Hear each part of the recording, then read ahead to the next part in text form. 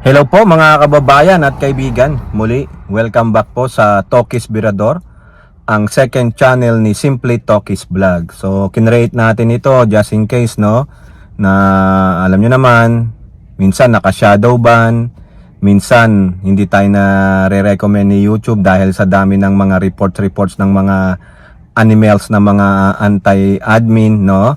So, ito po ang backup channel or the second channel, no.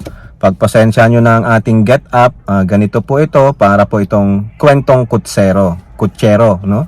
Kutsero sa loob ng kotse. No, ito po ang magiging setup natin, no? Kung meron man tayong mapakitang article sa inyo, is just to support kung ano po yung ating binabalangkas. So it will be a short video, mga 8 minutes to mataas na siguro ang 13 minutes niyan mga kababayan, just to maging active lang itong Tokis Birador, no? Just in case nga po, ulitin ko na alam niyo na yung mga lamok kita na pinapakain ng pera ng mga anti-Marcoses, ipasara yung ating main account na Simply Tokis Vlog. So, uunahan ko na kayo, don't forget to like and share, no? Saka subscribe and hit that notification bell. So, ano po ang ating pag-uusapan, bibigyan ng komento at reaksyon or opinion, ay yung bilyong piso po na itinapyas, no, ng House of Representatives dyan sa budget ni Ximenet Pusit.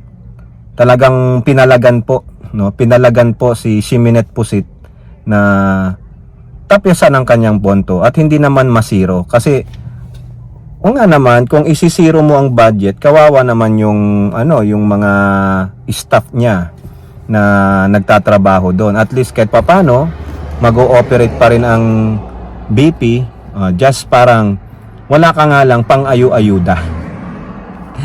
Kasi yung 1.2 billion na mahigit, no, ilalagay daw po sa programa ng DSWD saka DOH, no, yung parehong amount yun no, parang equal amount lang siya.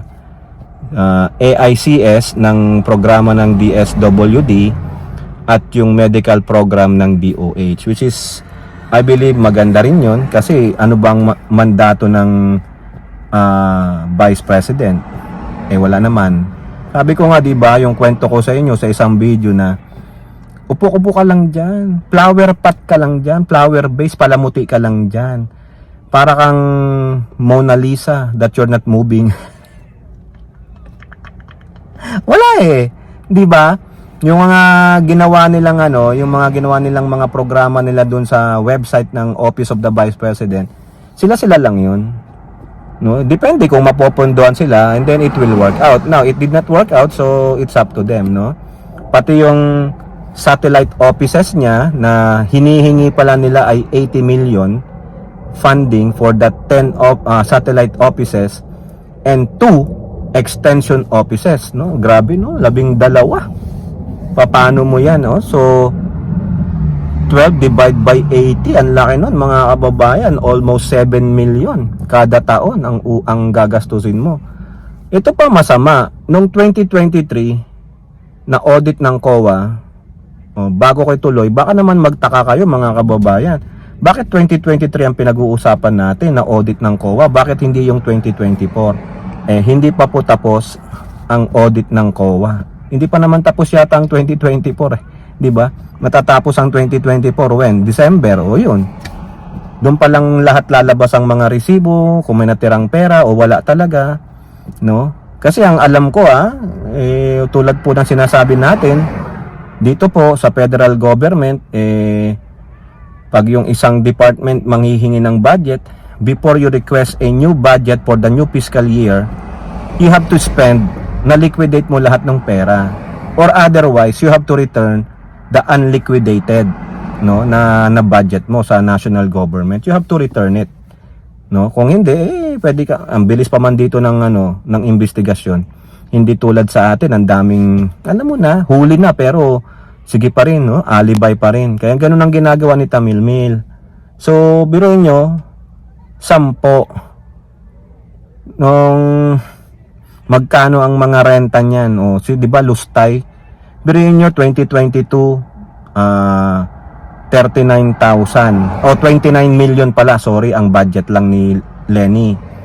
Tapos sa kanya nung 2023 na biglang lumobo ng 53, almost 100% niya yung doble ng budget ni Lenny para sa offices ng Vice President na 29 million, 'di ba? 53 million eh. Oh, magkano ang ano niya sa 2024? Yan di natin alam kung magkano ang hiningi niya na kusa na lang binigay because of parliamentary courtesy nung last year, no? Ngayon sa 2025 wala nang parliamentary courtesy, bokya na. Wala na, no? So yun po, no, ang dami nun, no? Puntahan niyo po yung video ni Simply Talkies, nandoon po yun, no, sa GMA News, na inilist out ng COA yung mga problemang nakita nila at marami pa. Ito matindi, no? Na para yung mga binibigay nilang ayuda sa mga estudyante, yung mga backpacks na nagkakalaman ng mga kung ano man yung binibigay nila, laman ng backpack nila. Ang ginagawa pala nila, nagpapapirma na sila, gawa na yung form, gagawin na lang siguro, sisignaturean mo lang, nasabing natanggap mo na yung ayuda, pero wala namang ibinigay, darating pa, to be distributed. Pwede ba yun? Sino naman tanga napipirma sa ganung bagay, sasabihin mo, i-confirm mo, kinukumpirma mo na sa papel na yon, legal document na yun eh. 'Di ba? O naibigay na namin. Paano pag nag-aantay kayo? Magdidemanda kayo. Ito po, pumirma kayo. Nasabi nyo na deliver na namin. O, 'di ba? Kung yung magkano yung backpack na yon, yung bag na puno ng mga school supply, sabihin nyo, sasabihin nila, 5,000 isa yan eh. Kung ilan yung dami ng estudyante? Kung 5,000, o ilan yun? Ilang thousands of pesos yun? Kung may markup pa yon, o di ba simpleng pagnanakaw lang. Kaya kayo mga estudyante, bago kayo magpirma, sabihin nyo ano tong pinipirmahan ko. Mamaya sinasabi binibenta ko ang kaluluwa ko sa inyo. Hindi naman pwede yon, di ba? Ngayon, ang dami po dun sa video natin sa isang channel, yung Simply Talkies Vlog. Isa sa mga video doon, no, yung natapyasan ng bilyong piso tinapya sa pondo ni Vice. Ganon. Nandoon po yun kasi nilist out po sinabi po ni Representative Estela Kimbo yung findings ng COA doon sa DepEd niya saka sa OBP. Marami pa po mga kababayan, no, na ang dami niyang unliquidated na mga pondo hindi nagamit.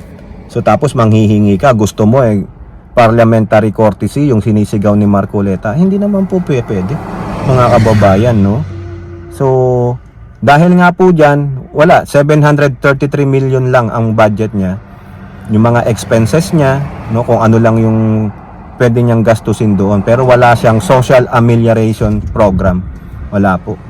Kundi puro siguro, kasama ba doon sa 333 million yung 400 bodyguards niya? O kasi nagalit dyan si Elizalde ko eh. Sabi di ba ni Elizalde ko, simpleng tao lang ba? Pero 400 ang bodyguards. Oh. Simpleng tao ba nakakapunta ng Germany at nanood ng Eras Tour? Yung ba yung simple? Simpleng tao ba pero may isang floor na condominium sa Makati?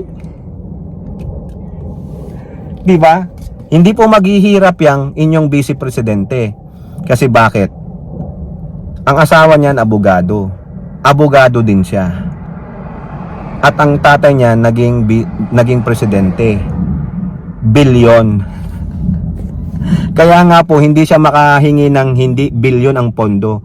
Ang gusto niya ngayon bilyon. Kasi sawa na po siya sa milyon. Nung mayor siya ng Davao, milyon. Pero ang laki rin po ng nakukuha niyang CIF niya, yung Confidential Intelligence Funds. Kasi nga minilk out nila ang pagiging presidensiya ng tatay niya. Ngayon, isama natin, no, tulad nung sinasabi ko sa inyo sa LS kanina ni Simply Talkies, yung isa sa mga loyal K9 nila nagsabi na binawasan nyo ang pondo ni Pusit, tiyak marami ang makakaaway nyo na taong bayan. Sige, subukan, labas nyo numero. So far ngayon, wala pa ako nababasa na galit ang mga taong bayan sa ginawa sa Vice Presidente. Ibig sabihin, ang taong bayan nagpipay attention. Sa hirap ba naman ng buhay? Tapos ikaw lulustay ka lang ng paulit-ulit? Ginagawa naman na ng DSWD. Tapos yung renta mo sa mga satellite offices, 80 million. Tapos yung sa bodyguards mo, mahigit 250 million. Kaya alam ng taong bayan kung sila ay aalma o hindi, kung kakampihan siya o hindi. Saka kung may magso-survey man, wag na kayo maniwala sa survey na yan. Kasi yan, pwedeng irig yan eh. Para lang pabanguhin yung gusto nilang manalo. Yung gusto nilang iangat. Yung po yan mga kababayan. Kaya yung sinasabi nung K9 nila na talagang mga uto-uto sa Duterte, ginagamit ang taong bayan. Nasaan? Si Amy Marcos nga nasaan ang 32 million? Wala kayong 32 million mga didishit. 500,000 na nga lang kayo. Yun lang kayo. Oo, yun lang kayo. Kaya wag kayong magmalaki sa amin ha. Na mga Marcos loyalist at supporter at sumusuporta sa admin ito. No? At yung mga ibang mga dilawan at pengs na sumusuporta rin sa admin ito dahil maganda naman ang ginagawa ng administrasyon so far. Yun lang tamilmil ninyo, ang tanga-tanga. Puro lang siya angas. Hindi niya mapatunayan yung mga akusasyon niya.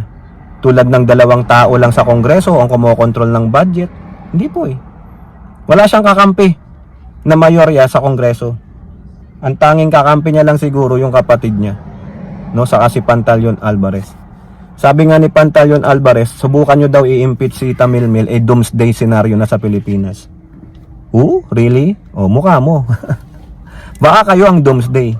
Medyo maingay po kasi mga kababayan, I think itong mga freshman na ito ng high school ang PE nila ay swimming. Kaya ganyan. Kayo po mga kababayan, sang-ayon ba kayo na tapyasan yung budget niya o ano sa palagay nyo? Bawasan pa? At naniniwala ba kayo na mayorya ng Pilipino magagalit sa ginawa ng House of Representatives na tapyasan ng budget niya? Kayo po, ano po ang inyong opinion? Comment down below and don't forget to like and share. Hope to see you in next videos. Bye bye. God bless.